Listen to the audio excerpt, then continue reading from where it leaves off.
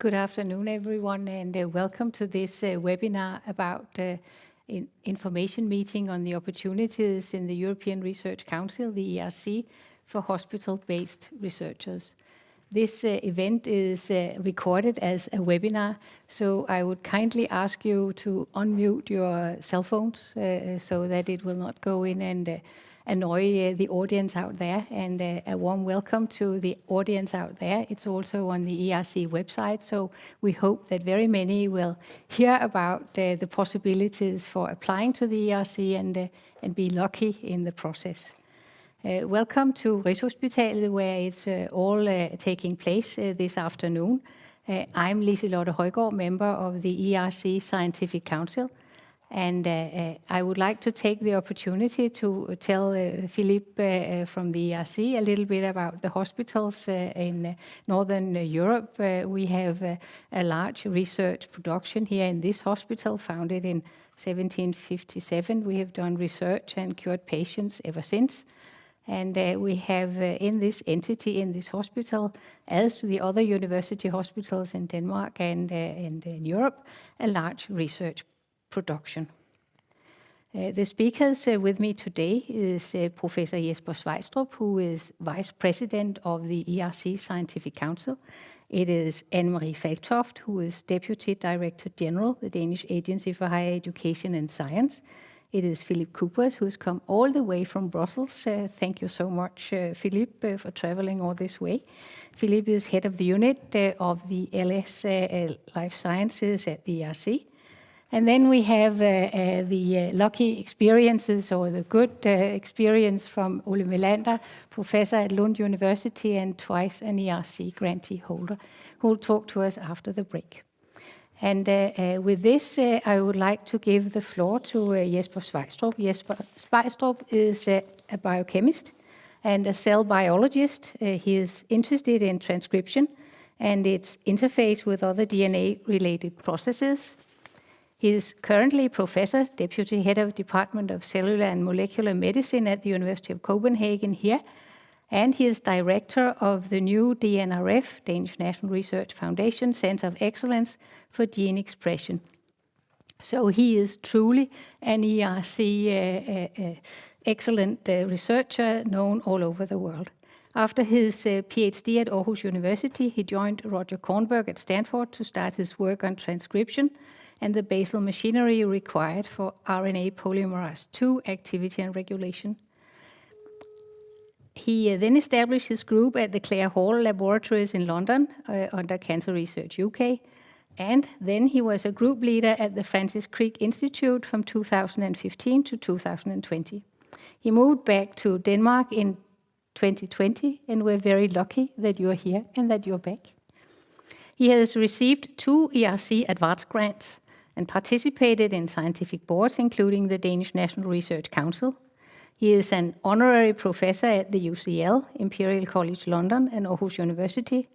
He was elected to EMBO already in 2003, to the Royal Society in 2009, to the Royal Danish Academy of Sciences and Letters in 2016, and as a fellow of the Academy of Medical Sciences in 2018.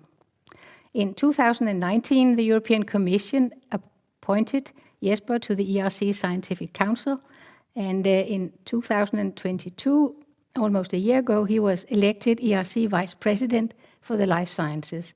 I would like to give Jesper the floor, and please give him a warm welcome. It is a true, excellent scientist that we're having here who can give you the best of knowledge. Thank you. Am I on? I think it seems so, yeah. Du skal stå på kryds. All right, okay. All right.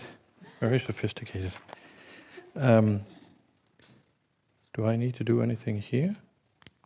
Oh, that's the wrong way. That's it. Yeah, so basically, I just eat my notes now.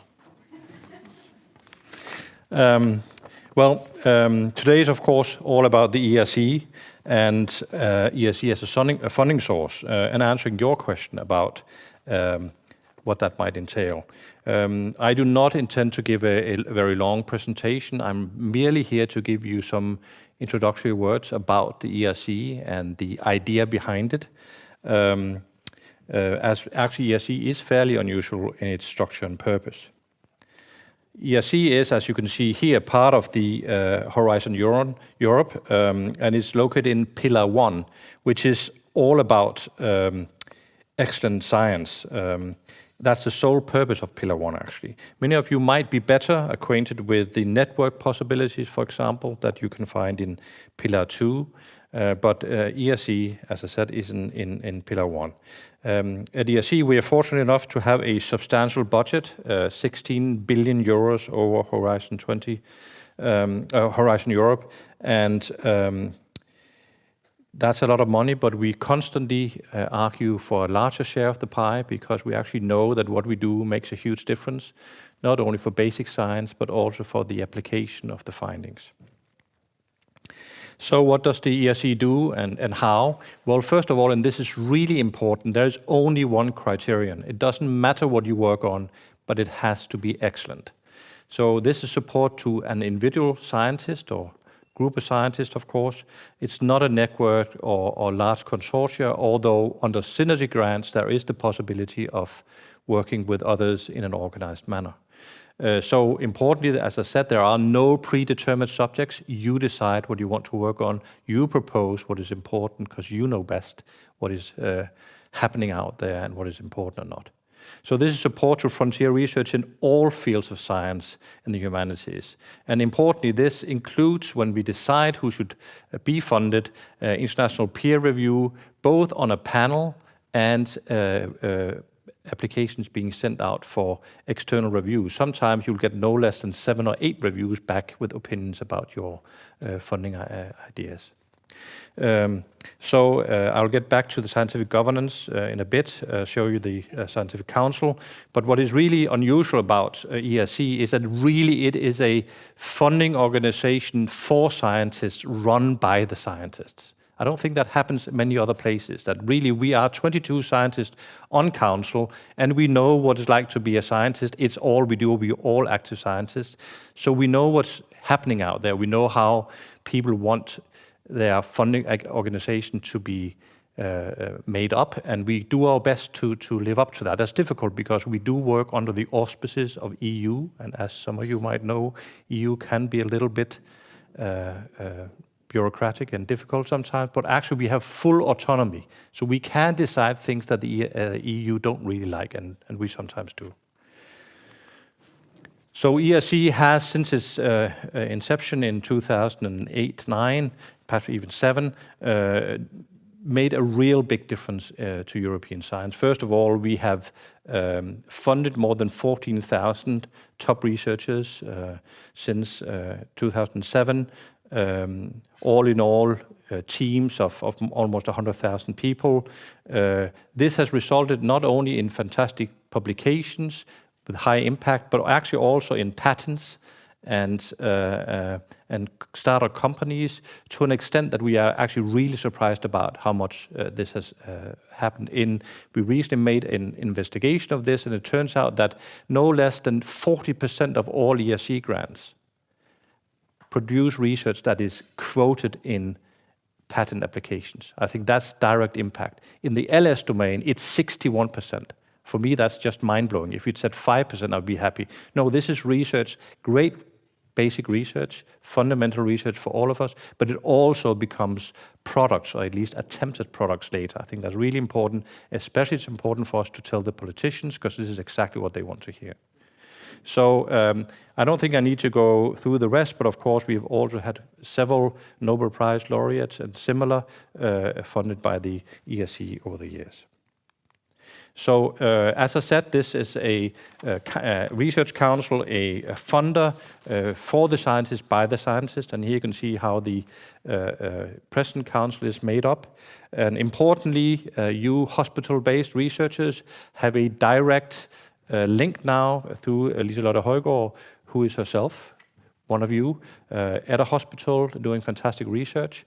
And this is actually, to my knowledge, the first time we've had such a representative, and it's really important, and it's also, to a certain extent, signaling a shift in what we feel we need to support. It's not that we haven't always supported hospital research, don't get me wrong, but that there's a real need to make clear to people that this is also supported by the ERC.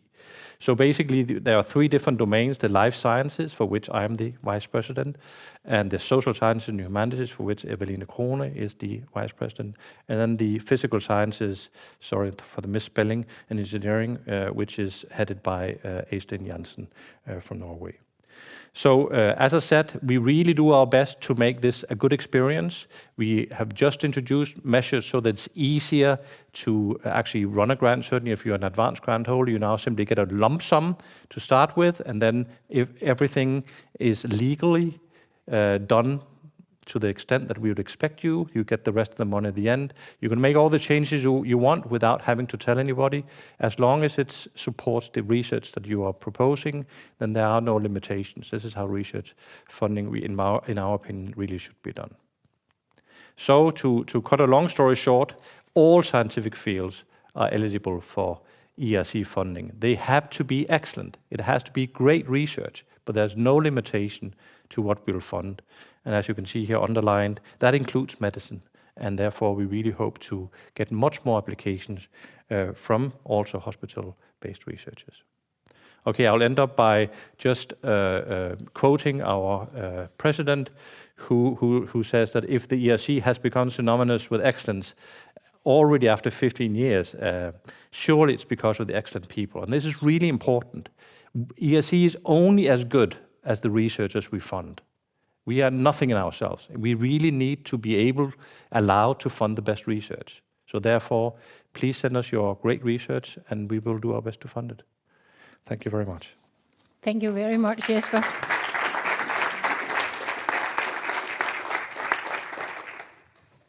Thank you very much to Jesper, and thank you so much for stressing that this is so important for you, scientists, clinician scientists, that you can apply, you should apply, and it is not only for basic science, but it's for frontier research.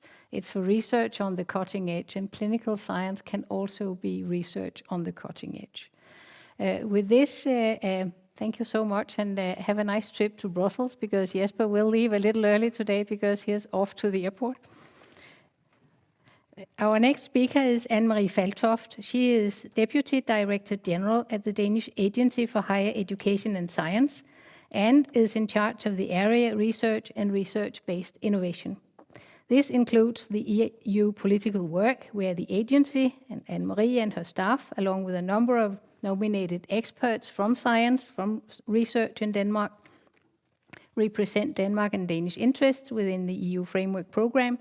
And I would like to say a warm thank you from Jesper and me for the way that you have, and your team, Lea and Sebastian, and all of you have tried to strengthen the possibilities for research, for medical research, for biomedicine, for the ERC. So Anne-Marie, thank you so much for coming and sharing your thoughts with us. The floor is yours.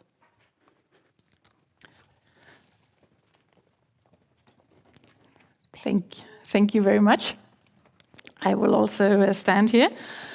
I will start with a sincere thanks to Rigshospitalet for hosting today's ERC information meeting, and also a big thanks to our two esteemed members from Denmark of the ERC Scientific Council, including a Vice President, Professor Jesper Fejstrup, and member of the ERC Council, Professor Liselotte Højgaard. Thank you very much for initiating this event and hosting it.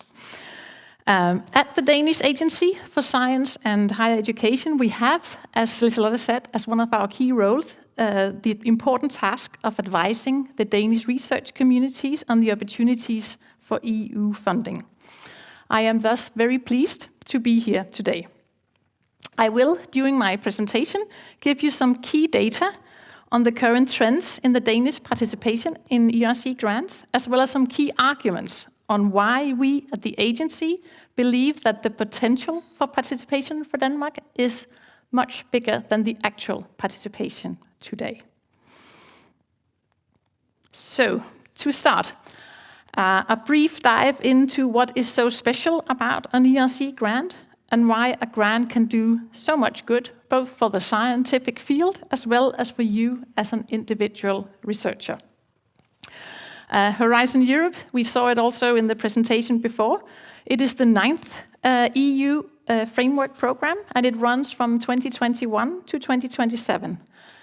It is the world's largest research and innovation program with a total budget of 95.9 billion euros. It covers, as you heard, everything from fundamental research in Pillar 1 to the more challenge-driven research in Pillar 2, as well as it covers funding in Pillar 3 for transforming your pioneering research into innovative ideas, innovative products. It is a huge program. ERC is a flagship of the EU research program with a total budget of 16 million euros. So, as was mentioned earlier, quite a substantial part of the total EU research budget is allocated to ERC. ERC has over the years proven to have a massive impact in terms of scientific discovery, and it is an important reason for EU's brand as a top research destination. The fundamental criteria in the evaluation of ERC projects is scientific excellence. The grants are attractive to researchers and they are highly competitive. That means that when you apply to an ERC, you compete with peers that have more or less the same years of experience as yourself. And it means that if you are awarded a grant, you are among the top scientists in your field across Europe. In that sense, the ERC can provide you with an international recognition that goes beyond what one of our national funds can provide.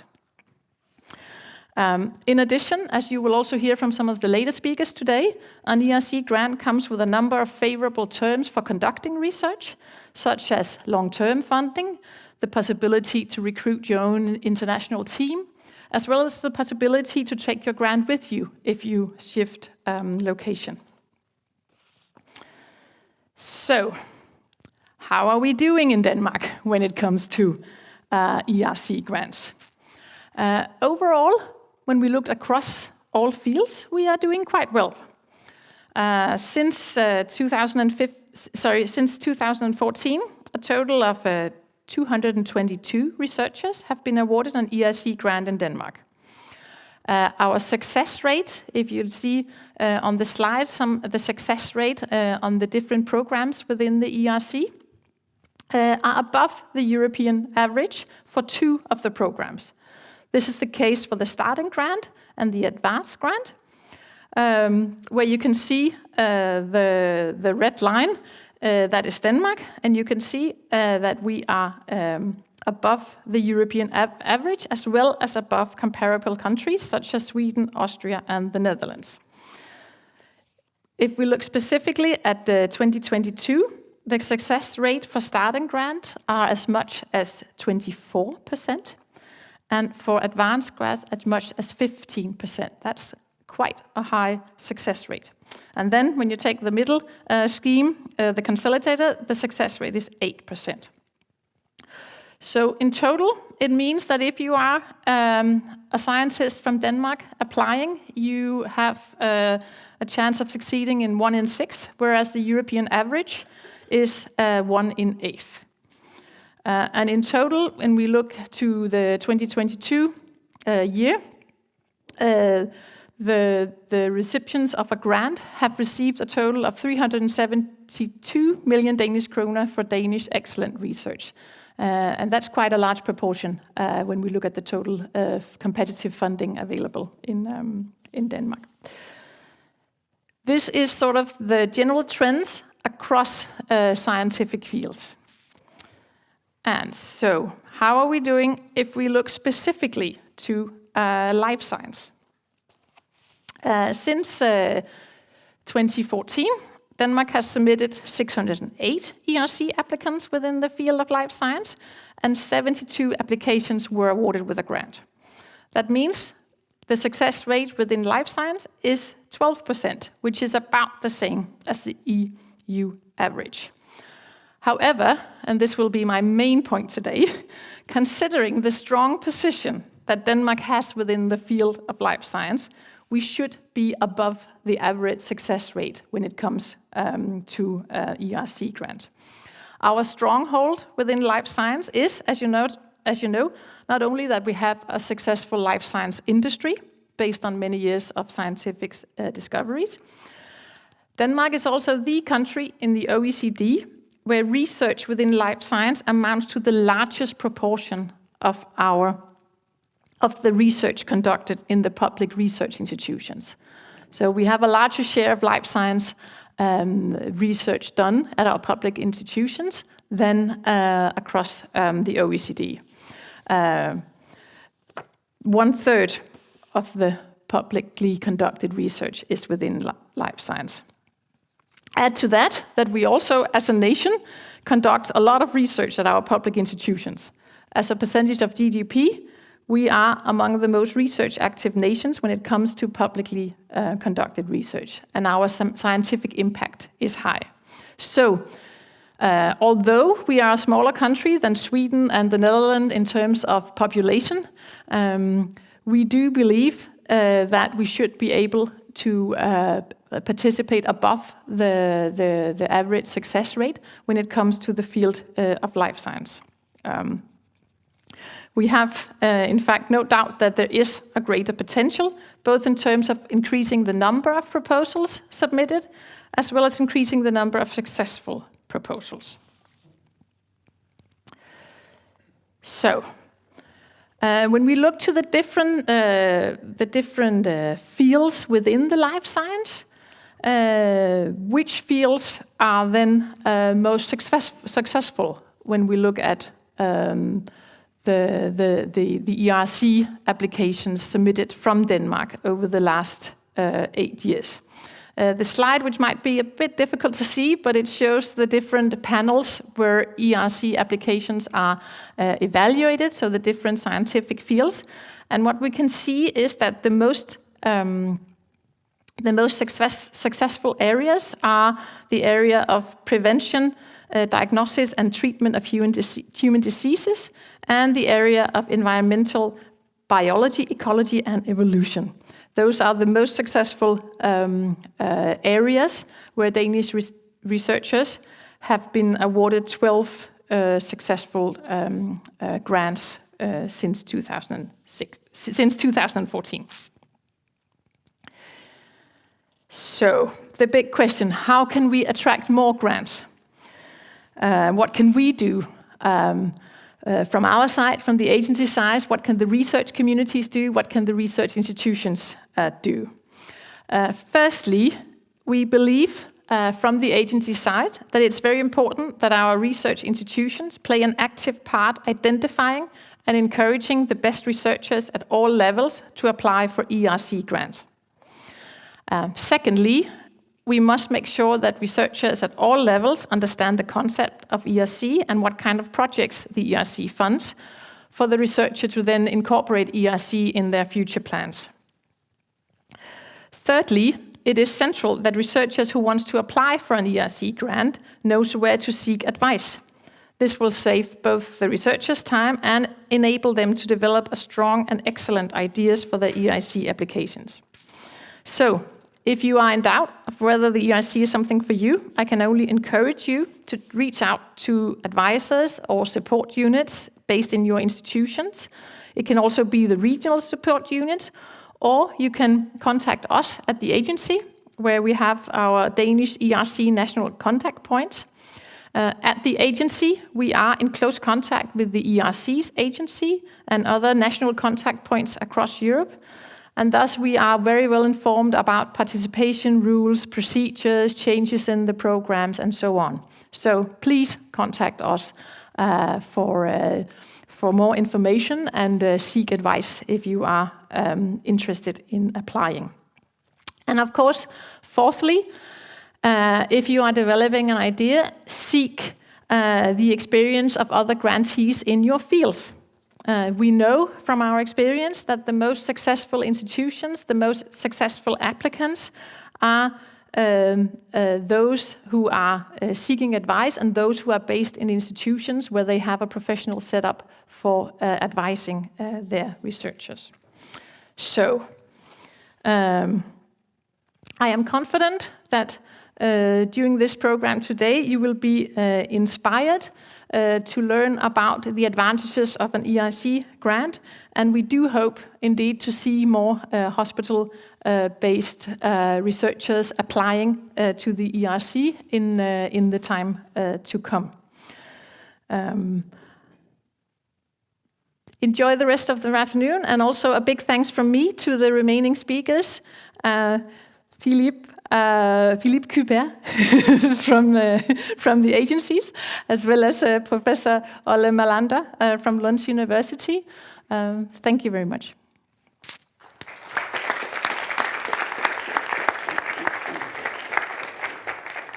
Thank you very much for this positive and very nice speech, Anne-Marie. It's so nice that the researchers in Denmark have your full support, and it is highly appreciated.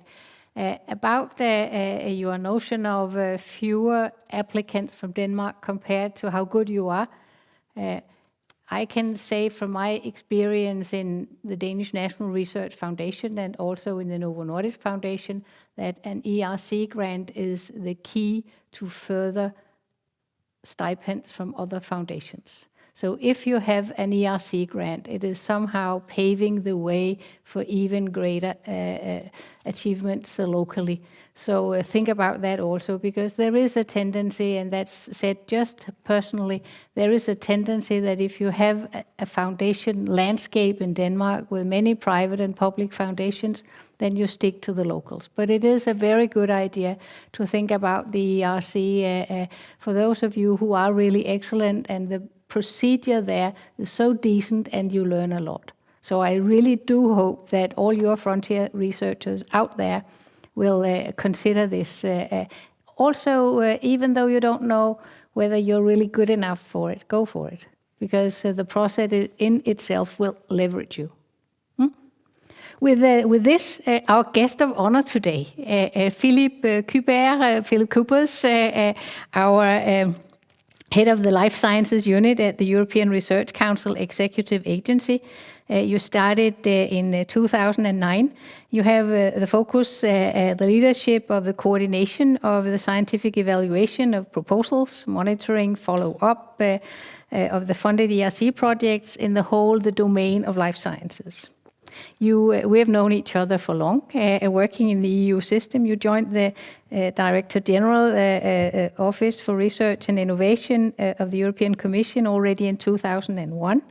And you worked as a scientific officer, then head of sector for brain research, scientific officer for setting up the Innovative Medicines Initiative, the first trilateral partnership in Europe, which was really very successful. You're the brain behind that. Deputy Head of Unit for Health Strategy, focusing on the development of European health research and innovation strategy and policy. And Deputy Head of Unit for Innovative Tools, Technologies and Concepts in Health Research. Your background as a scientist yourself. You have a PhD in cell biology and biochemistry, and actually shared biochemistry, small things in a well, I don't know, I'm just a clinician scientist, I wouldn't know. But you shared some interest far back in biochemistry, University of Louvain, and you worked at the Harvard Medical School and at the Flemish Institute for Biotechnology at the University of Leuven, and at the GlaxoSmithKline Biologicals. I'm so glad that you took the effort and came all this way up, and we look very much forward to hear your gold corns to us. Thank you so much, and bienvenue.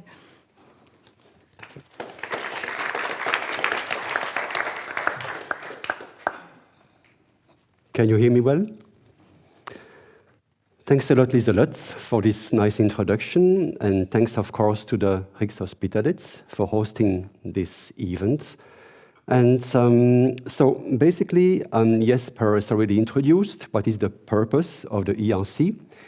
And what I would like to do is to follow on that one with more details about the granting that we are giving, the grant schemes, the type of panels that we are using, and of course to say some few words right after that about the clinical research that we are supporting.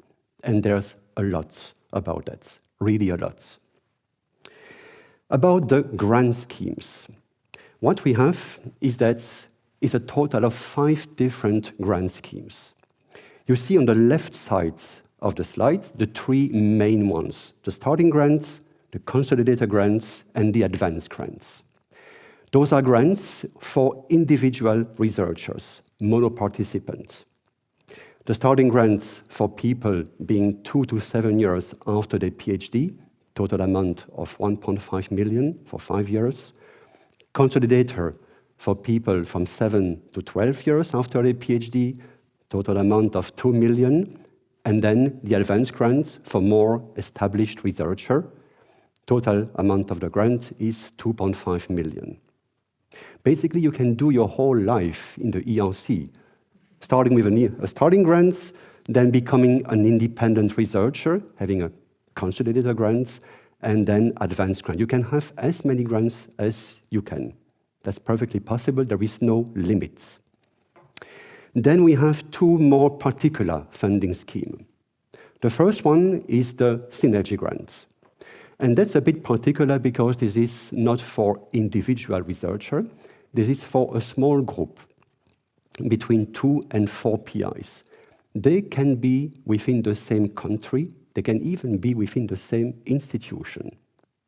And the particularity is that among the 2 or the 4, there can be 1 PI coming from a non-EU member state or non-EU associated country. And the total amount of the grant can be 10 million. So it's quite a massive amount of money for these kind of schemes. And then the last special piece that we have is called proof of concept. This is only reserved for people being already ERC grantee. And the point there is that if they have a nice discovery, nice innovation that could be commercialized, that could be put into a more exploitation loop, they can apply for what is called a proof of concept, a grant of lump sum of 150,000 euro. So this is the whole landscape of the grant schemes that we have. The 3 grants that have the most important money, that, let's say, are keeping busy the big chunk of our budget, are the starting grant, consolidator, and advanced grants. Now, of course, as Jesper has explained, this is purely bottom-up research. We do not have any topic.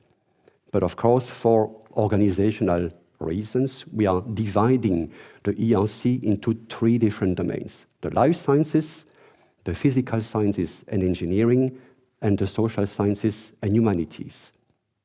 And within each of those domains, we have what is called a panel structure. Those are not at all topics. Those are not at all research priorities. This is only for organizational purposes. This is to help the applicants to decide where they want to apply, where they want to be evaluated, and this is also important for the Scientific Council for the organization of the recruitment of the panel members. By panel member, I mean the independent peer review expert who will be assessing the application. So there are 9 panels in the life sciences, from the very molecular aspects, LS1, to the biotech aspects, LS9. There are 11 panels in the physical science and engineering, and there are 8 panels in the social science and humanities.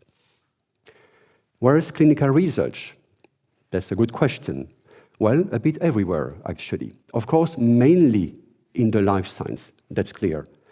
And I have to say, there are many, many panels in the life science where you can find clinical research. LS2, LS4, LS5, LS6, LS7 massively, LS8, surprisingly, LS9.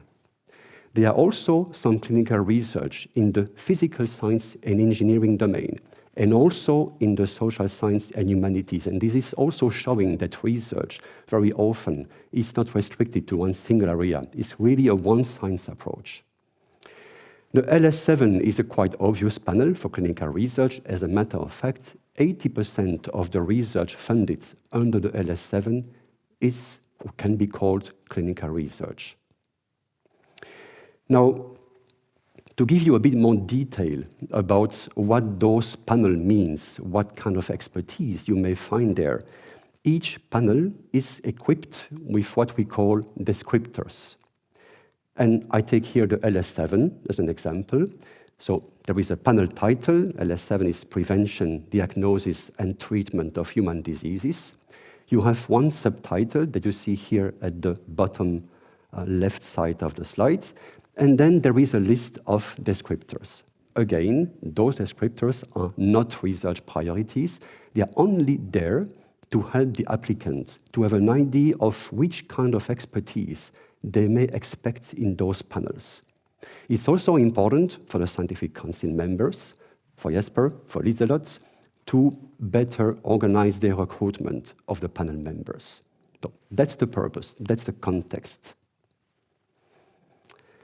Now, if you submit an application, how is it evaluated? As already said, there is only one criterion for the evaluation, that is the quality, that's excellence. That's the sole criterion for the evaluation. There is no importance for policy, priorities, whatever impacts for whatever you can imagine. It's excellence.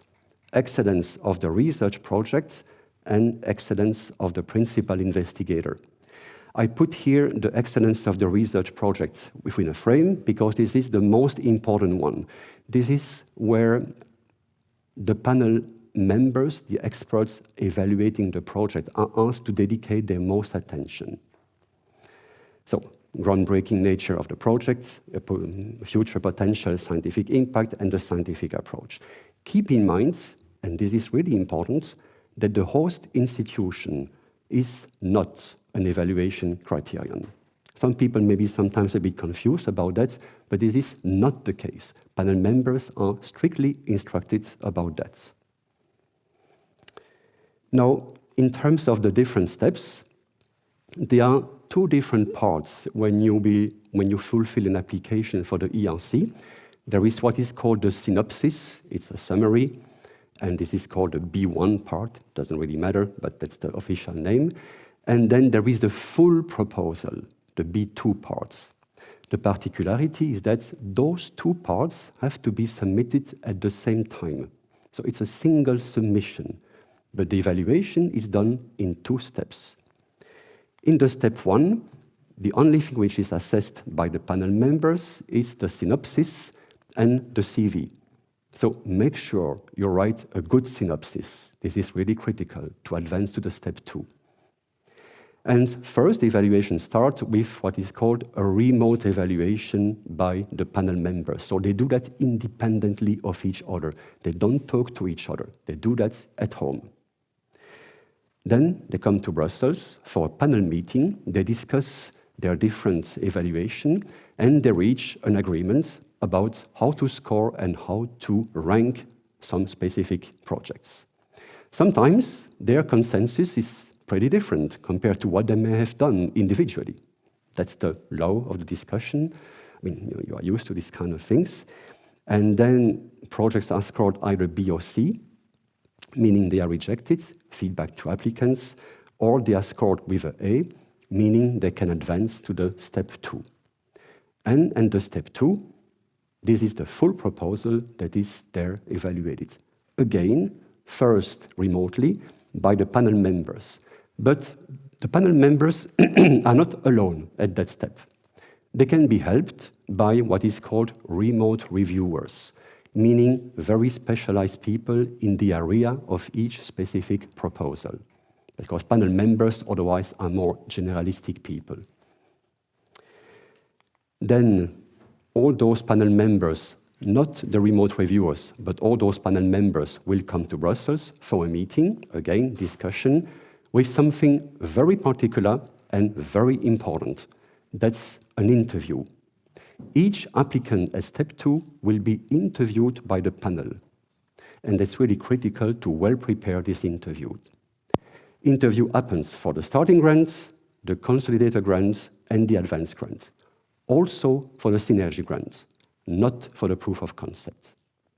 This is something very particular, but very important, very specific to the ERC. This does not happen in many other funding schemes.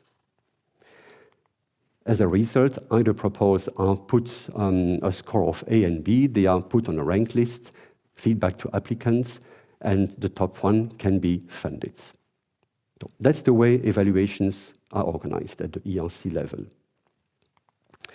Now, I talked about the type of grants, the sort of panels, the type of the evaluation that we are doing.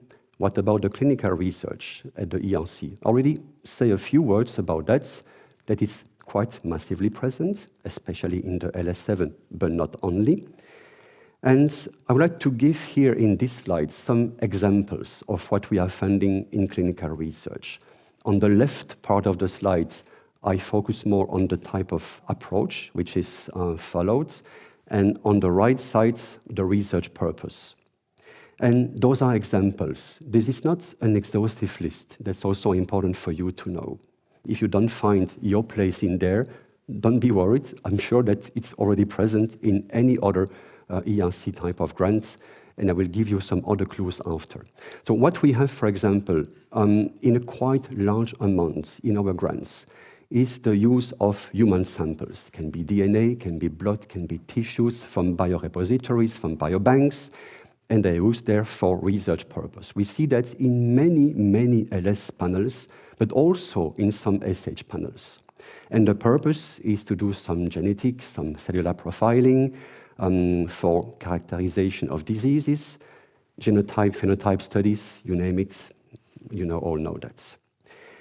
Other approach that is followed are longitudinal studies, cohort studies, recruitment of patients or of population. Again, many LS panels, also SH panels.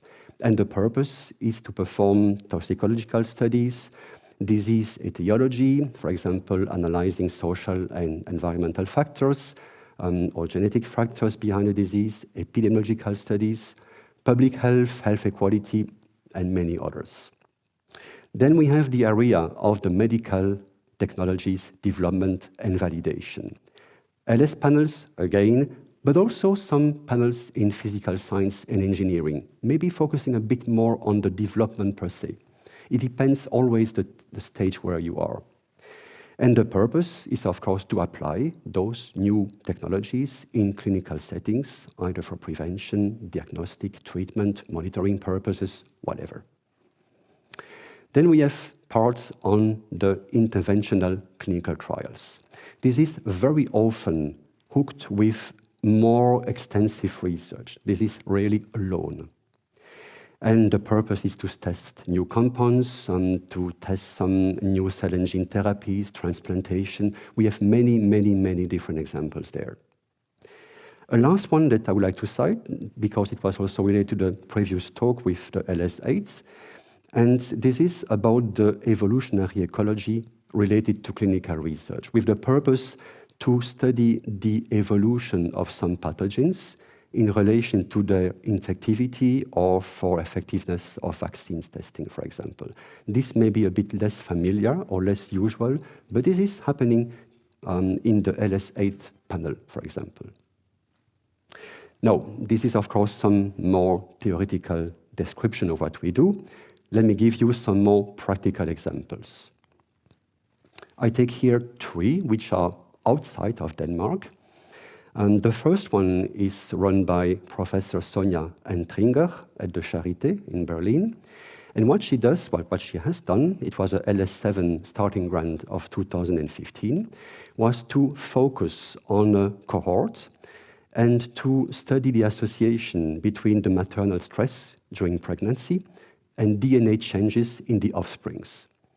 And what she has discovered is that there was a direct link between the stress exposure and the offspring length of the chromosomal telomeres. So you see, there is always, or very often, a very tight link between some more basic aspects and some more clinical aspects. Another example is an advanced grant supported by the LS4 panel from Professor Caldas from the Cancer Research UK and University of Cambridge. What is done is to analyze breast cancer clonal and cellular heterogeneity through a machine learning modeling. For that purpose, he also established a big cancer cohort called Metabric, and his results demonstrated that the prediction of the therapeutic response was improved if you consider the whole tumor ecosystem instead of just a cancer cell. Last example is coming from a consolidated grant, SH3, by the Professor Maria Melchior from INSERM, 2020, still ongoing.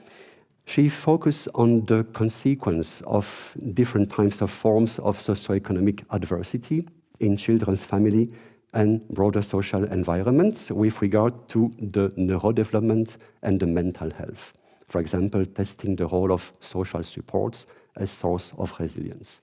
So that shows to you what different panels are doing, different domains are doing in terms of clinical research.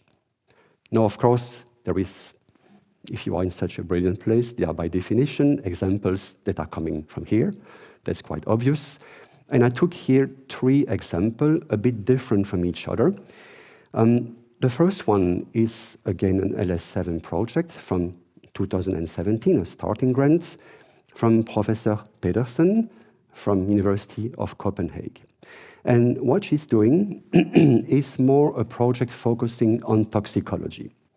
In particular, exposure to acrylamides, prenatal exposure to acrylamides alone or in combination with other type of exposures on the health of children and young adults. And what she does was the risk evaluation of neurological disorders, cognition, disturbed reproductive function, and metabolic outcomes like diabetes and obesity. Other example, very close to this place, with Professor Kier, I hope my pronunciation is correct, from this hospital. This is the project UPET. It was an advanced grant of 2014. And there, it's an example of starting first with a technology development. It's based on a PET technology applied to this UPAR protein marker, which is associated with not all cancer, but many cancer in terms of their metastatic potential. And the point was to locate and identify those tumors which present the greatest risk. And this technique has been successfully tested on 400 patients, and more support for more targeted therapies will be ongoing. That's a quite typical example of projects coming from hospitals. Then I would like to give you an example of a synergy grant. I mentioned to you this is a bunch of researchers getting together, and I take here the example of the project SHORE of 2019. The corresponding PI is based in the Danish Technology University, the DTU, but they are also PIs based in this hospital. And again here, it starts a bit with a more technology development, basically a super resolution 3D ultrasound imaging methods, purpose to be faster and with better resolution compared to what we know, to visualize the capillary flow in the human body. And the idea is to track the motion of individual erythrocytes for the visualization of anatomy, flow, and perfusion. It all starts with studies in rodents, and it is to be followed by study in humans and clinical trial with the purpose to analyze the changes in perfusion for diabetes and cancer. And you will have, in addition, after my talk, a more detailed example by an ERC grantee, by Professor Melander, to give you a bit even more details and more insights about what can be a more clinical research focusing project. Now, my take-home message will be that first, as Jesper and Liselott mentioned, ERC is about all type of science, no priority, no topics, but human clinical research area is included there. And it is present in what we do. I can only encourage you to apply there. You have seen that you can choose the panel in which you want to apply. Of course, many LS panels. LS7 is a typical example, but also SH for some specific studies or PE for some other specific studies. It can be across all calls, starting consolidator, advance, synergy. And even you can have some proof of concept. We have some in clinical research, for example, to prepare and to better design some future clinical trials. In the last slides, if you want to have more details about what we are funding, go to this website address in blue below the title. You enter this specific website, click on the dynamic platform, and you can then arrive to the site where you can play with whatever you want. You can choose the panel, the type of grant, the type of call, the type of country. Here, as an example, I took all the Danish LS7 projects that are ongoing. And you can really have a quick look there to have a better clue about which type of research can be supported in each of those panels. You also have a lot of details on information that you can find on the ERC website. There are video ERC classes organized for that give you, in 5 minutes of a video, a bit more insights about how to apply, how to fill the application, how the evaluation works, how to get better prepared for an interview. All that is there here. My slides will be available to you. And on that one, I would like to thank you. And if you have any questions, I will be available. Thanks.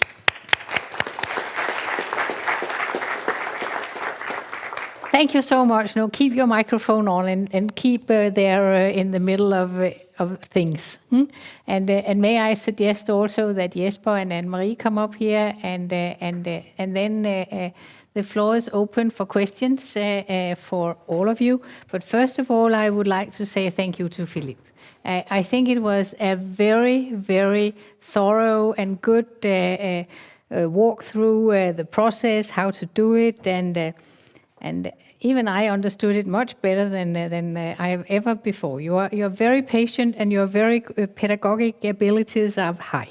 So thank you. I think actually we should give you another hand.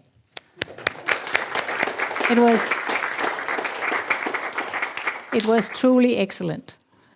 May I open the floor for questions or comments, and please feel free.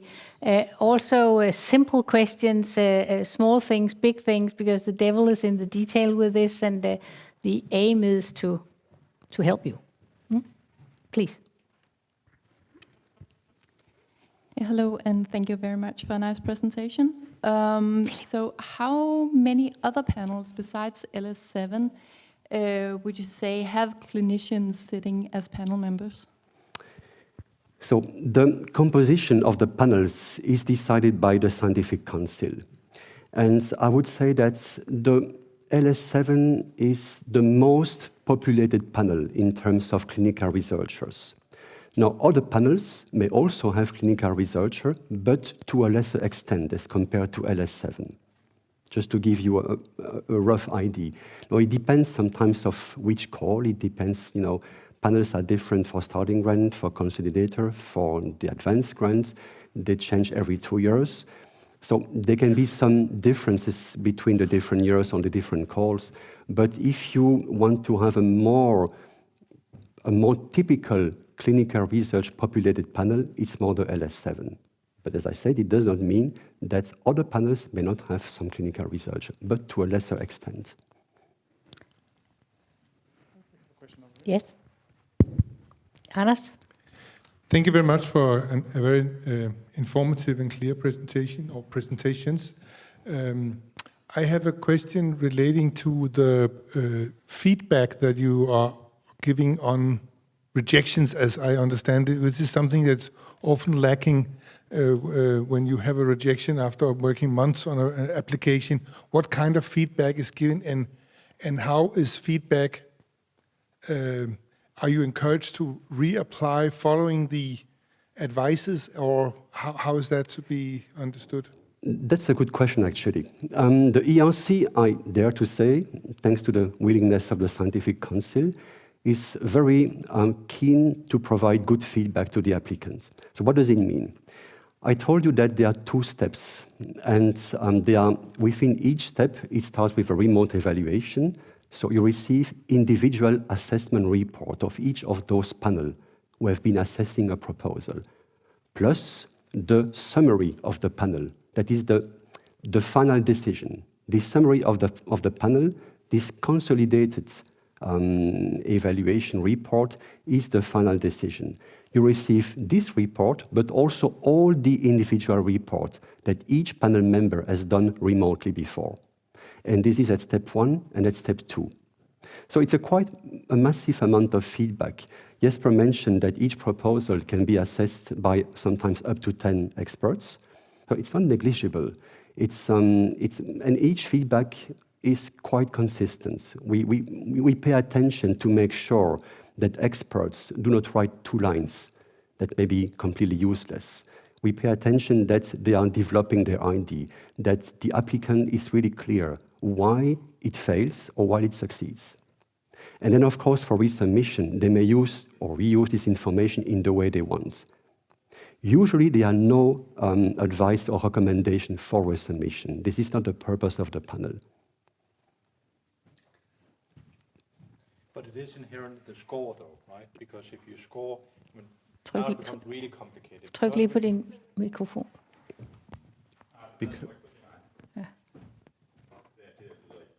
Okay. I don't have my own on. Yeah, we'll just go with this. So basically, the challenge here is that we can only interview during 1 week. We are not allowed to pay for panel members to stay in Brussels over the weekend. This means we can interview a maximum of 44 applicants. And now it has been made so that all panels can interview up to 44 applicants. So some small panels might interview most of their applicants because they're really good. And some very large panels might not be able to interview everyone, but at least they have a larger cohort to choose from.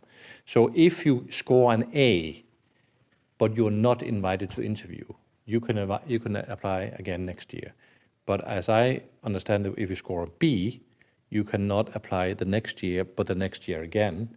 And if you score a C, you cannot apply for 2 years. Is that That's correct. Yes. So these rules are very complicated, and you'll have to look into it, but perhaps only do that when you get your result, if you know what I mean. Perhaps if you're you funded, you don't need to know all this. Okay? And if you look at it in a helicopter perspective, waiting 2 years where you refine your application is actually okay. It's not a big deal. It's not a big deal. So it's not for a long time that you are excluded from another try. Yep. And I'm sure that, like in the Danish National Research Foundation and other places, when you get a very good feedback, you can use it together with your team to refine your application and then hopefully succeed the next time. I have to say also that in general about the restriction, at the step 1 there are restrictions. For example, if you score a B, you have to wait 1 year to reapply. If you score a C, you have to wait 2 years. At the step 2, there is no more restrictions. So that's at least one good thing of the step 2. More up there, please. Yeah. Thank you to the speakers. Very nice talks. My question is in connection to the life science panels. Like, what are the chances among all of them? Is it the same success rate across all of them, or is there any chance that if I apply to LS1, I'm going to do better if I apply to LS7 where everybody's applying? That's a very sensitive and delicate point. Thanks for this question. This is also the object of a lot of debates since the existence of the ERC. The current rule is extremely clear. The success rate of each panel in principle is similar, the same. Why? It's because the budget for each call is distributed in each panel based on the budget requested by each panel. I mentioned too that the applicant may choose in which panel they want to be evaluated. Once this is done, we see what is the budget request in principle by each panel, and the budget is distributed proportionally to the request in each panel, meaning that the success rate in principle is exactly the same. There can be some little percentage of difference or half percentage of difference, but in principle, the success rate in each panel is the same. That's the reason this system was chosen as of 2014. So that you apply to LS7, LS2, P7, or SH1, you will have the same success rate and the same chance of success rate. Of course, it all depends which type of research you want to pursue. I would always advise people, go for the panel where you think your own research belongs. That's the most important thing. Do not try to game. Don't do that. Just go where you think your research belongs. because this is where you will have the experts who in principle will be the best for evaluating your proposal. And if I may, if you extract the square root of what Philippe just said, the more applicants from clinician scientists, the more applicants from the LS domain, the more funding to the LS domain. So therefore, if you consider applying, please apply for the sake of your colleagues and your research area. It is a little bit delicate to talk about this, but now I've said it, and then I can be criticized afterwards. But think about it, please. Question over there. Thank you so much. Fantastic program. So actually 2 questions. One, what happens if you don't know what panel you belong to because you have a very interdisciplinary project? Will you help then try to reallocate to another panel if you think this is totally off, it's better over there? Yeah. And my other question, sorry, is actually, if you have 2 projects where you say they don't get an A, but if you combine them, you might get an A+.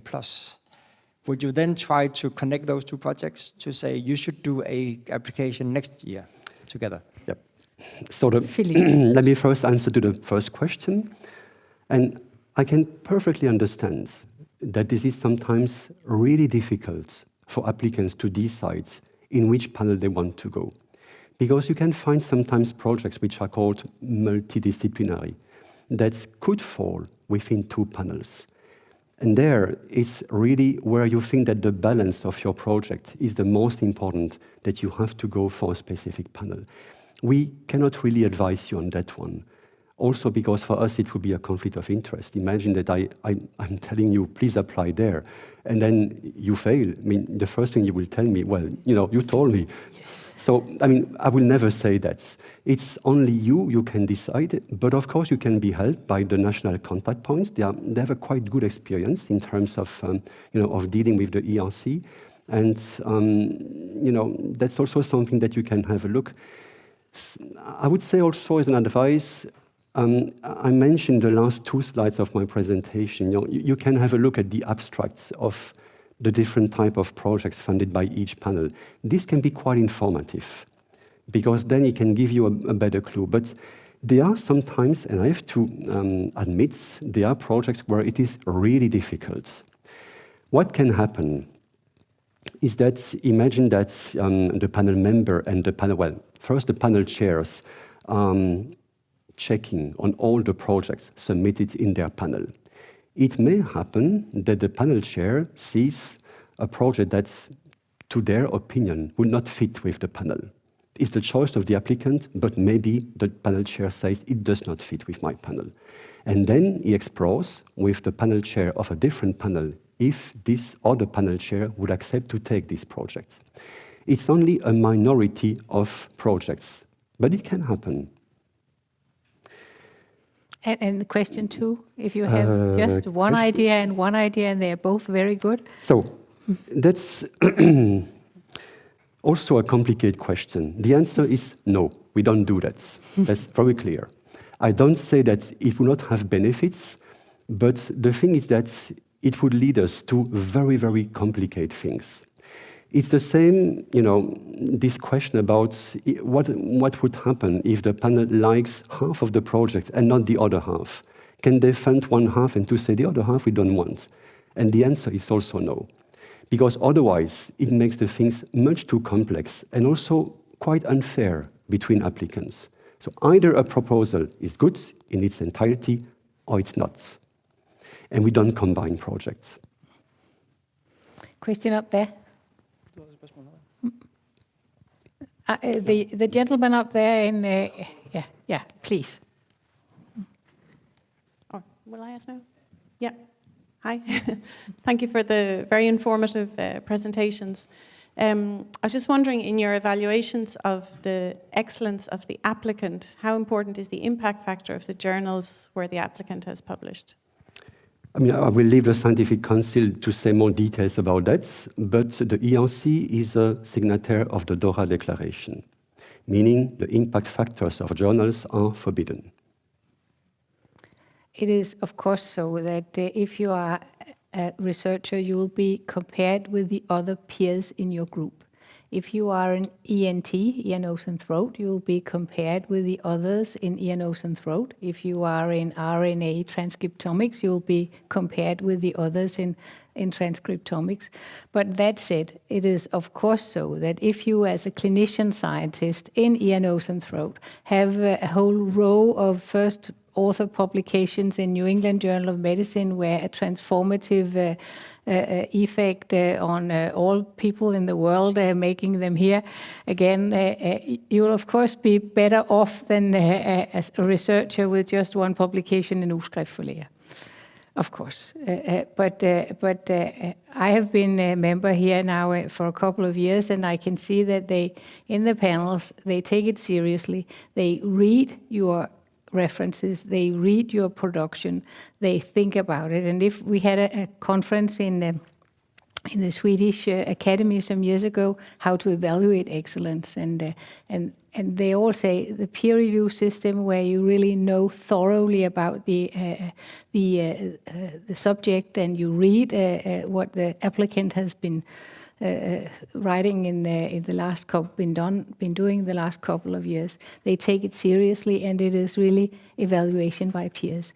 I have a clue to all of you working in as clinician scientists. It is a help to those evaluating your applicants that you write. I have published this in Journal of Nuclear Medicine, which is the leading journal in nuclear medicine. So that they know that you are on top in your area, but it is not New England Journal. Yeah, so it's important to understand about impact factors. It is not so that all journals are equal. No. Okay? Because the journal experts know what a good journal is. Yeah. Okay? But it's just that we do not want to compare, oh, this has impact factor 10. No. This only has impact factor 6, so it must be almost twice as good. It doesn't work that way. We all know what a good journal is. But behind the question is perhaps a notion that clinician scientists publish less in of course. EMBO journal, Cell Science, Nature, okay. and that's perfectly okay. That's why it's important to be compared with your own peers in your own research area. And that's why it's possible for clinician scientists to apply and to get funded. Yeah. Mm-hmm. And I have also to say that in the last year... I think for the sake of our time schedule, we'll have one more question, and that's it. Gentleman there, yeah. Thank you. Thanks for a nice presentation or presentations. As a postdoc, I couldn't help but note that all the starting grantees were professors. Have they become professors, or were they professors when they got the grants? Because, I mean, when you look at the excellence of the project and the excellence of the person, of the applicant, I mean, you have 2 years experience post-PhD or 7, that makes a huge difference in terms of what you can publish. So I was just wondering if seniority has a positive impact or negative. Do you prefer younger sort of potential professors, or how does it work? The starting grantee are people on their way to independence. We have done some analysis about the starting grant and the consolidated grant. What does it change in terms of success rate if they apply 2 years after their PhD or 7 years after the PhD and in between? And our results show that there is no difference in success rate. They have the same. So it all depends, I guess, on people, but also I have to say that also in complement to the last question, that in the last year, the Scientific Council has spent a lot of time in working on what is called the research assessments. And they came with something quite creative and quite new, which I think goes in a good direction in terms of research assessments. And basically, I mean, it offers the possibility for each applicant, for example, to name 10 achievements, 10 research achievements that they have done. And it can be something different than publication if they want. It can be a patent, it can be anything. And maybe in clinical research, this is something important, because you may have some achievements, scientific achievements, that may not correspond necessarily to what is done in basic research, for example. But to come back to your question, there was no difference in success rates in the years after the PhD that you were applying. Thank you so much for questions. Thank you so much for answering them. Now there is a short coffee break, and I suggest we meet here again 2:20 and then we'll have Professor Ole Melander telling us how to do it, how to succeed. And with this, there's coffee and cake outside. And for those at home or in your offices, I can only suggest the coffee room. So with this, a break for 10 minutes. And thank you so much.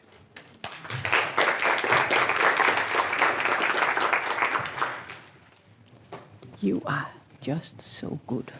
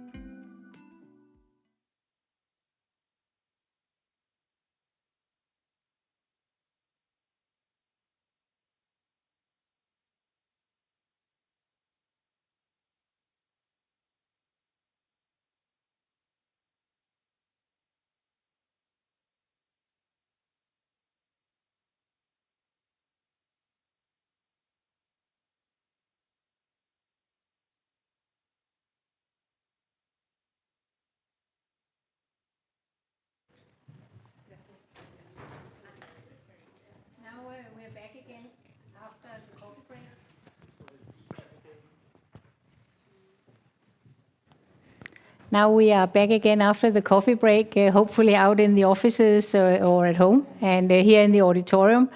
And we had good discussions over coffee about, yes, I could consider applying and so and so. The important thing is go home and think about it. And now we'll be enlightened and informed by the real stuff. Those who really did it.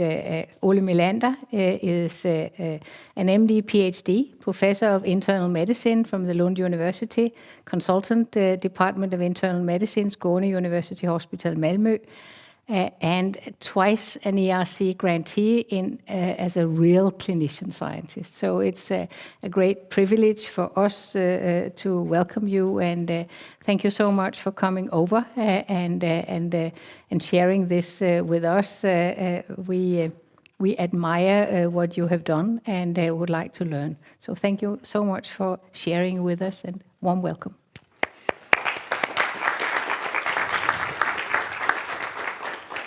Thank you very much, Liselott, and thank you to Jesper as well for inviting me. I'm very honored, and I feel I have a lot of pressure on my shoulders here, you have first a little disclaimer, this will be just my personal experiences, which might have relevance, but might not be generally relevant, but you're free to ask me and challenge me in the end. But what I try to do to give you an overview of how I have experienced best way to be successful, because I've also been rejected, which is very good, and I can really emphasize what Philip says, that you get really good feedback when it's not, I don't know any other funding agency where you have 8 expert reviewers giving you written comments. And I can say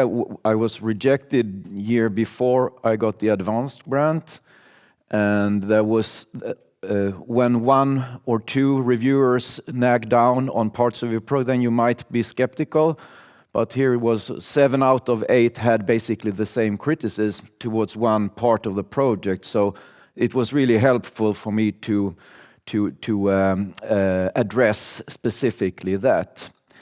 And so that's useful indeed.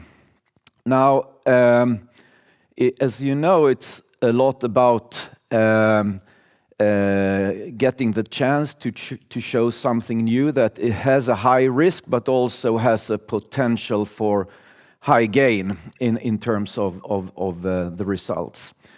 And then the question is, of course, what is the high gain? Is it a lot of nature papers, which usually helps and usually leads to gain, but that's, of course, not what our customers, the patients, want. They want new therapeutics. They want to be cured. And in let's say in private, more specialized foundations, they say, well, those who donate the money, they had a daughter who died early, and now they don't want that to happen anymore. So it's very practical. And that's, of course, simplification of reality, because we need a front of research together to achieve the goals. But I still think it's important to think about that, because that's also what I think is, if you're a clinician, that is actually your speciality. To think about what is the clinical problem and how can we at least try to fix that problem with the project. And therapy is, of course, the central part in making a difference. This is a older colleague of mine. I first met him when I was doing my internship in family medicine in a small healthcare center in Lund. Jan Sundqvist, and he was very, very practical, very, hands-on what is important. And he asked me, when I asked him something, he said, okay, do you want the guidelines or do you want what I think is the right thing? Well, so he liked to challenge everything, and I never thought of him as a researcher, but he was at that time a really coming star, and he received or won the ERC Advanced Grant in 2018 on something very, hands-on, on neighborhood medicine, you can call it. So they do interventions of the kind that let's test if we build more, we act with city planners to build more park areas so that people can increase their physical activity, or even to build maybe pavement to make it possible to take a walk, which might not be the case in all deprived areas. Very, very hands-on. So when Jan got it, I said, well, I think then I knew I could have a chance as well, because it made me very optimistic on something down to earth. Oskar Hansen is a little bit younger colleague who also received the advanced grant just now, this year. And he is a very good, I would say actually one of the world leaders in identifying biomarkers for early diagnosis of Alzheimer, which is completely useless if you identify people at risk. You have to do something about it. So that's what is their specialty, also to test new therapies. And even an advanced grant don't allow you to do a new compound from phase 1 to phase 3, but what they are doing is they're looking at already existing approved drugs, and based on what the biomarkers and the mechanistic studies show, they test these existing approved drugs, but for new indications. And Oskar, I'm not going to take the honor of his, because he's a much smarter guy than I, but he read my application and he said it was of help. So my message is also to communicate with any colleagues, whether they are clinicians or more basic research, but for the whole thinking on how to frame your ERC application. So, I mean, in summary, I think from this and from many of the clinical researchers that have received the ERC, starting, consolidator, or advanced, they are, of course, extremely diverse. But if I would, what I have found useful when I wrote my own application was to take advantage of the fantastic registry data that we have in the Nordic countries, which is quite unique to Sweden and Denmark and Norway and Finland. Because from the therapeutic point of view, this means also that you can do randomized control trials to a reasonable cost if you include the registers. You randomize people to your new therapy, but you take care of the endpoints via the national registers. That can get you down to 1/10 of the cost of a corresponding, let's say, classical randomized control trial, which of course has a higher scientific value than the register-based RCT. But it's important that we clinicians can do with our own IDs. And then we also, in the big trials, we might need help from pharmaceutical industry, but this we can do clearly within an ERC grant. So I received the starting grant in 2012, and that was about identification of, or an attempt to identify new metabolic disturbances and hormonal disturbances that precede the onset of diabetes-related cardiovascular disease, or cardiometabolic disease, if you wish. And we had no interventions there, but we wanted to identify factors that are modifiable. So that was the scope of that trial, or of that starting grant. And then they told me I had a lot of help from our EU specialist, and again talking with other people and who had experience from ERC, and said you can't make an extension from your starting grant and now apply the advanced grant. So what I tried to be really clear in the advanced grant, that was more an much more interventional. So there we tried to do something about those risks that we had identified in the first project.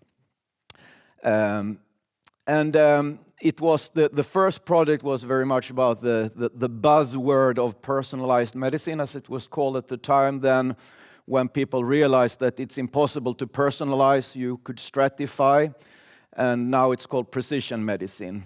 But again, again, I have nothing against this kind of plots, but sometimes things get too complicated if your lead thought as a clinician is, I want to use my clinical competence to identify a problem that we will then try to solve.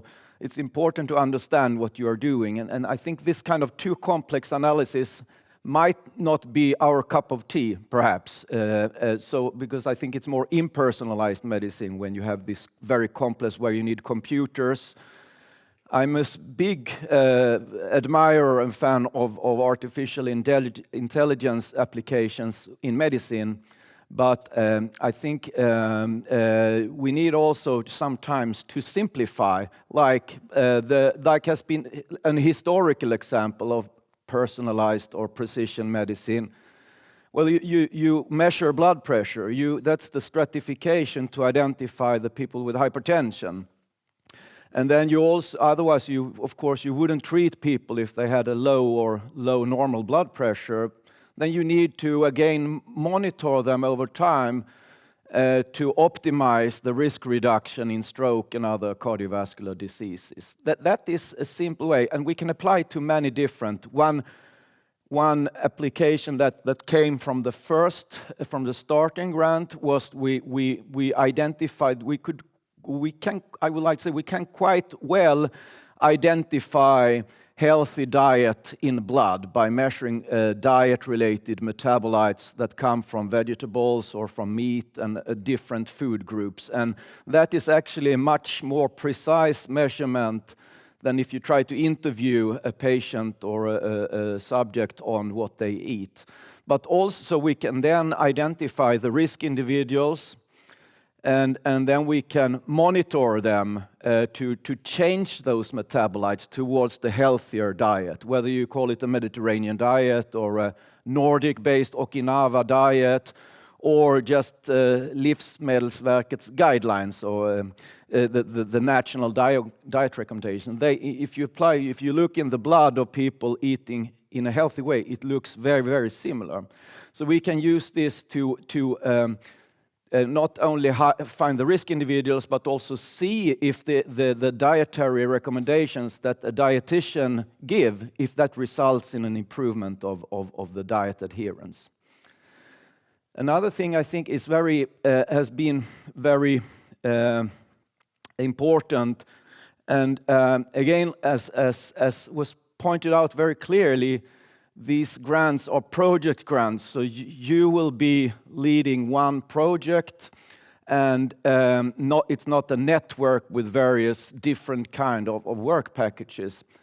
But however, it's important to build your network and to use the infrastructures that already exist. And you can, of course, maybe if you're very specialized in something, you can build up your own infrastructure. But my experience is that there are usually more infrastructure available than what you think. And if you just spend some time to understand that infrastructure, like you have probably most units have a clinical research unit, and we try to structure that a couple of groups to be able to have a critical mass of research nurses and biomedical analysis to do intervention trials and phenotyping, metabolic phenotyping on large set of subjects. Same thing on the lab side, where we also have animal facility, whereas I cannot do animal research, but within the project frame, you need, I think quite often, animal experiments to substantiate certain part of your mechanistic hypothesis that would then be part of your intervention. So, and then to identify risk individuals in the population and then take them back, that has been one of the successful strategies within our infrastructure. Now, there are many examples, and we heard about the bottom-up strategy that is very important for the ERC, and if we look at Nobel Prizes and successful research, this has really been fundamental. I read about this when the Swedish research proposition in 2020, they were very clear that also from the Swedish national perspective, we have to invest in basic research because, and they took the example with Arvid Carlsson, who got the Nobel laureate in 2000 on dopamine research, which in its extension led to dopamine treatment in Parkinson's disease and also blockade of the dopamine signals in psychosis therapy. So clearly very clinically relevant.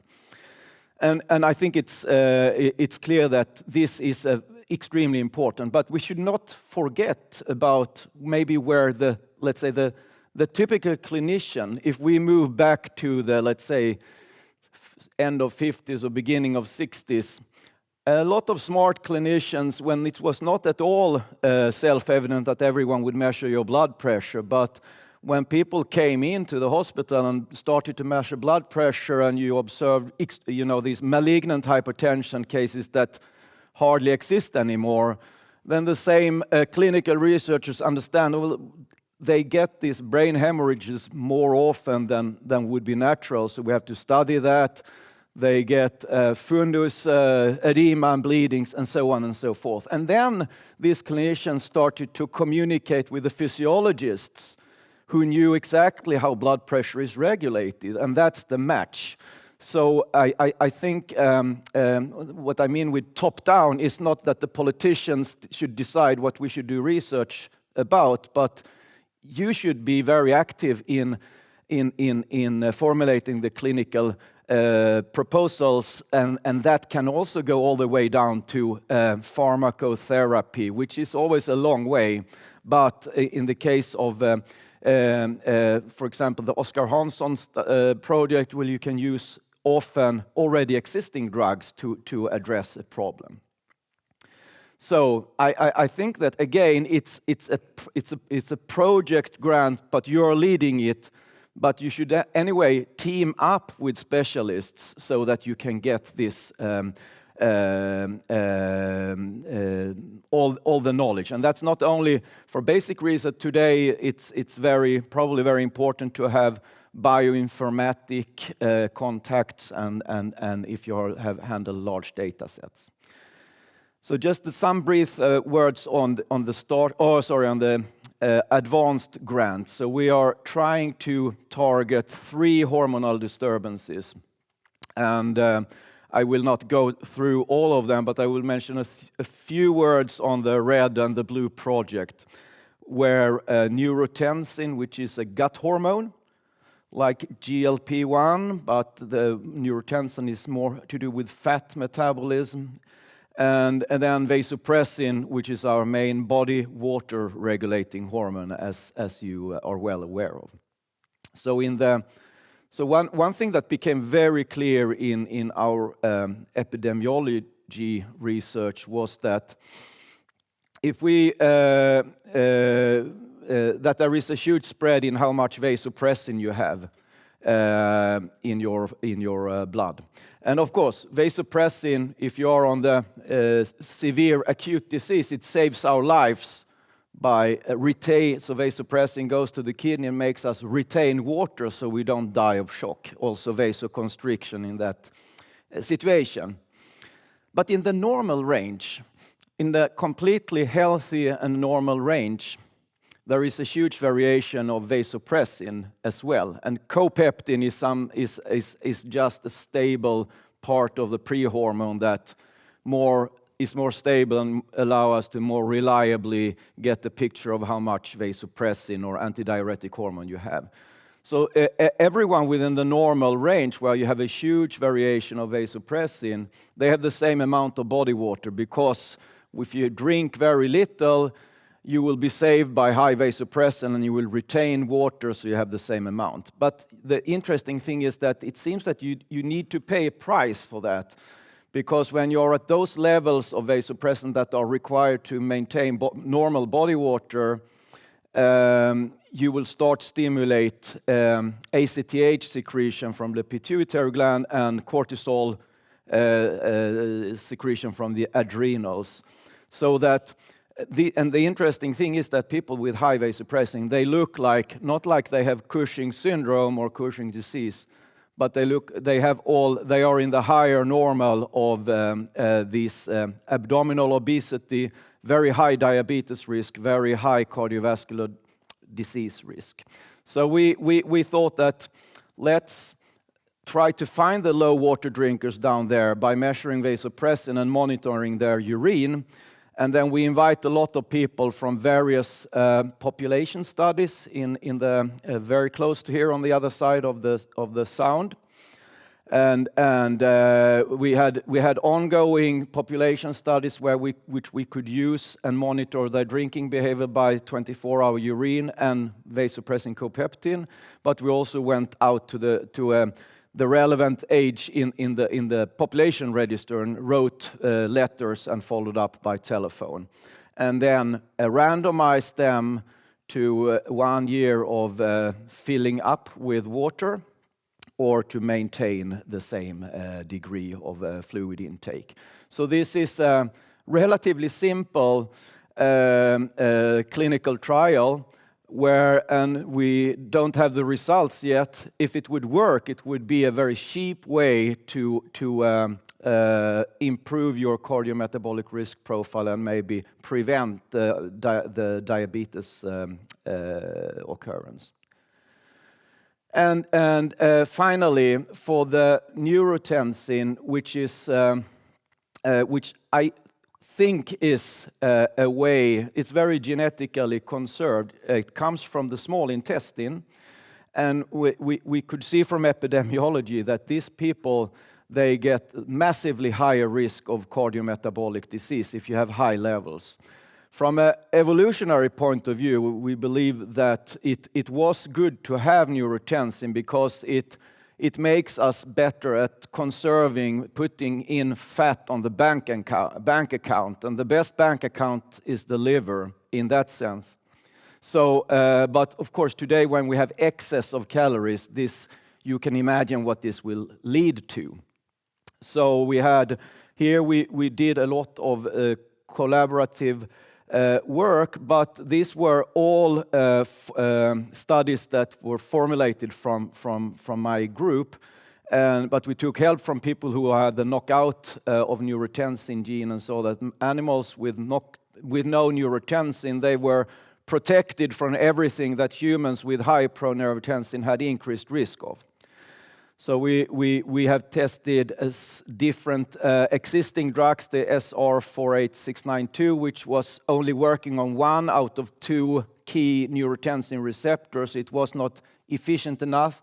In animals, it works to bind the hormone with monoclonal antibodies, but we can't use that in humans. So what we did was to use a good old friend that many of you who may know of Orlistat or maybe used it think it's a little bit dirty drug, an anti-obesity drug that not many people use yet.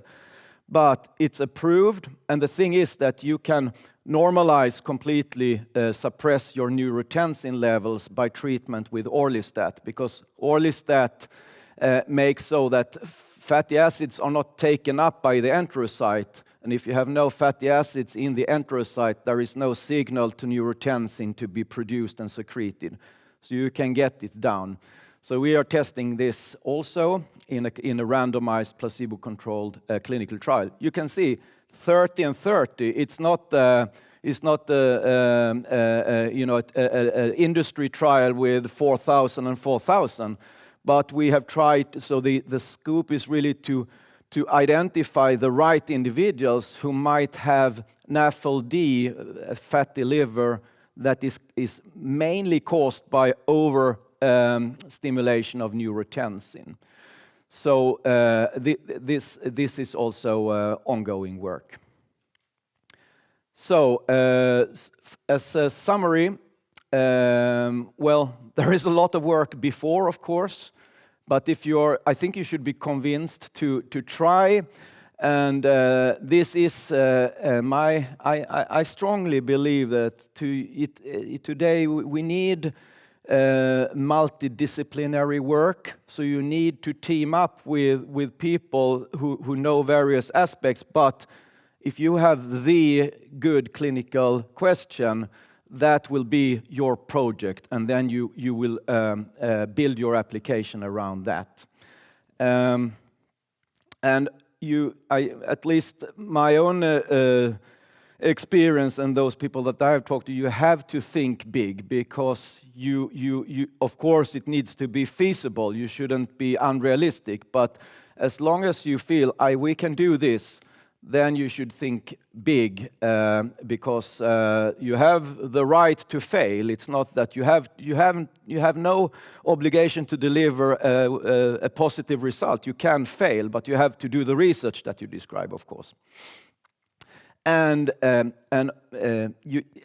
don't think it's something that you can do when there is 2 or 3 months to the deadlines. You need to be well ahead, 1 or 2 years ahead. Also thinking about this networking around your application that is needed.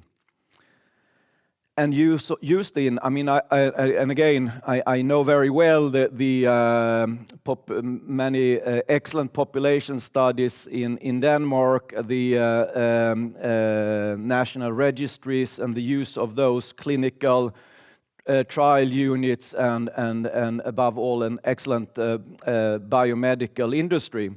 So there are all possibilities in the world, of course.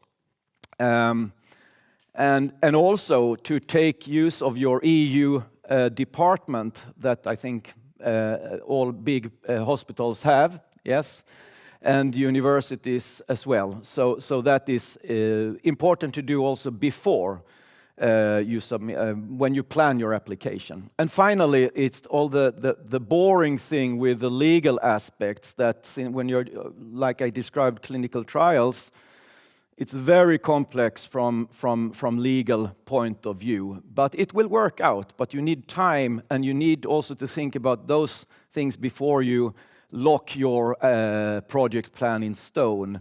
It's quite an important message, I think. And also, as we heard, now we are when you have written your application, so you need to write B1 and B2, the long part of the application, at the same time. So that is also a big commitment and time consuming. And finally, just one after is mostly fun, I think. And it does open up very, very good possibilities from other grants and a lot of different possibilities. Scientific reporting, I think, is very easy. The financial reporting, you will definitely need help from, I think, but there are specialists who can help you in that. I hope I haven't stayed over time, but that was my last slide. Thank you very much for your attention. Thank you so much for this very fine and generous presentation. Thank you so much for sharing with us and for helping and this. Wow, this is the real stuff. This is ERC gone real, and it is so nice to see that it is not a man on moon or Mars or whatever, but it is decent, high quality, excellent clinician science stuff. So really, thank you so much. Questions to Professor Ole Melander, please? Yeah, thank you. Thank you for a nice talk. So I have 2 questions. One is, was all this research, did it only include your own hospital system and university, or did you have to reach out to external partners? Because that's usually where it becomes challenging, both for your partners and all the ethics and legal stuff that you need to do here. The advanced grant was 100% or 100% within my own university.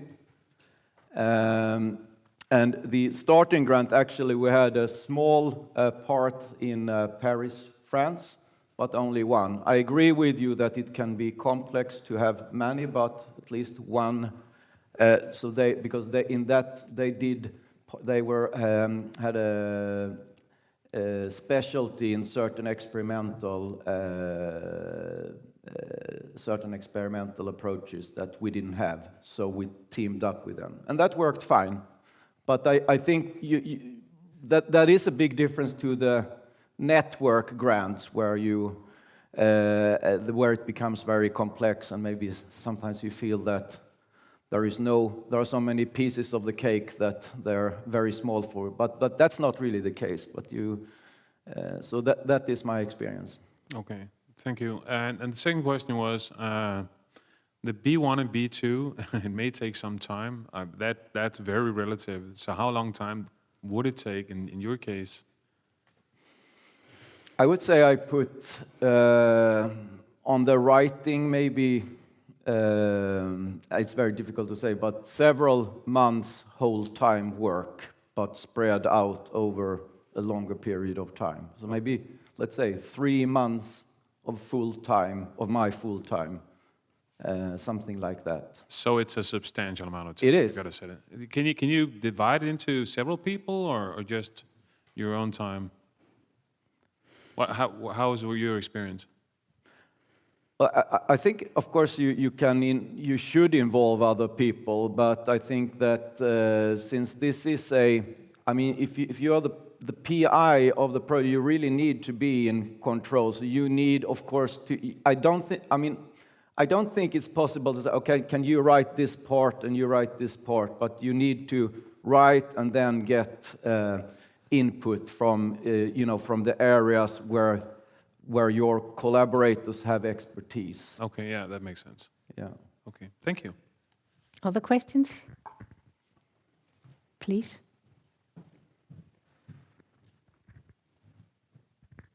Thank you, great talk. I think at the beginning you mentioned something that caught my attention when you were talking about artificial intelligence, and sometimes we scientists tend to go for fancy topics or what is the new kid in the area. Do you have an advice in that regard? Because there's a lot of multiomics, gut microbiome, artificial intelligence, but yeah, sometimes it's complicated in a clinical setting to make sense out of those things. So do you think this make a difference when writing a grant? We should include that, not include it?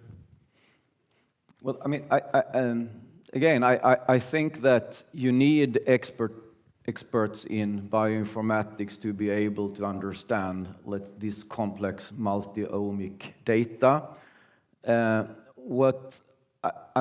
strategy that I tried to take, but there are, of course, 1 million other strategies that could be at least as effective, was to say, well, we want to zoom down on some, let's say, a little easier to understand, one hormone, one syndrome, one therapy, which probably is oversimplification of the world. But I felt it was quite a good strategy, because then you could understand it and I could stand for that, and we identified this and now we want to treat it down. So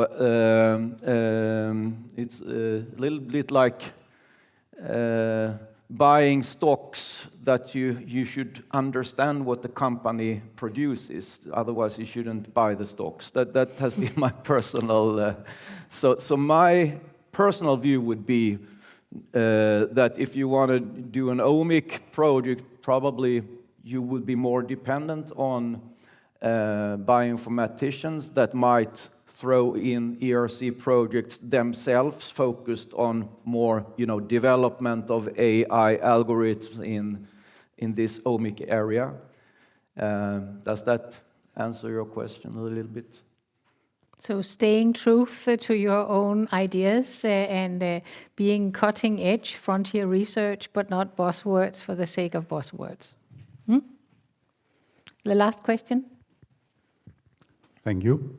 My name is Paul Peterson. I work at the Central EU unit at the University of Copenhagen. I noticed you were very afraid of financial reporting, like most scientists are.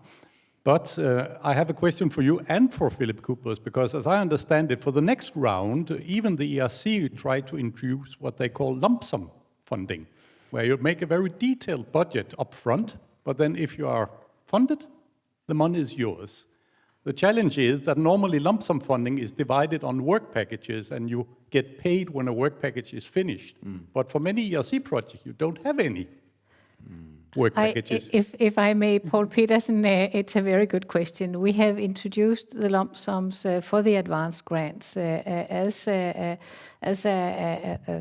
try.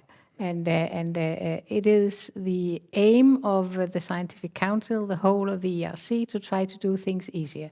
So let's see if it works. It is a detailed question you're putting. There is a good explanation at the ERC website, so go in and have a look at it. But the idea is that it should be easier for you and your people, all the scientific advisors, serving society, serving science. So let's hope it works. That was the idea of it. Yeah. Philippe, I don't know whether you will... Any templates?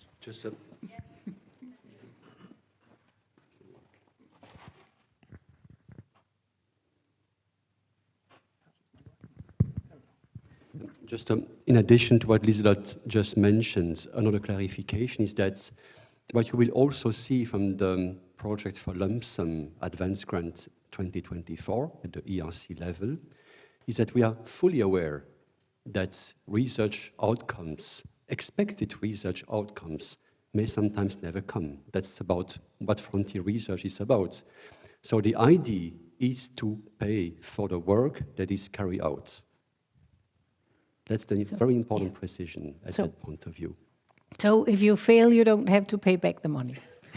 That's very important. I think with this, we should give Professor Melander another hand and say thank you. Thank you very much.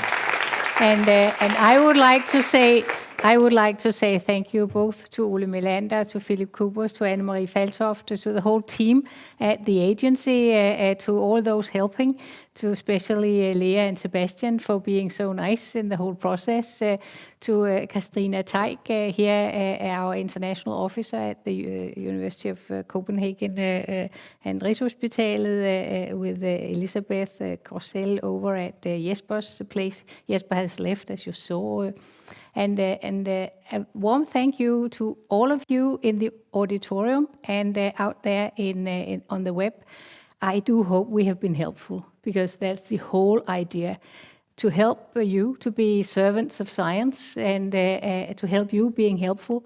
So let's hope that this small effort will bring in some applications and that you'll get funded. And that you'll do great research for patients, for society. So with this, I would like to say thank you very much, and thank you for helping with the webinar to our excellent ICT expert up there. So thank you very much, and thank you for today.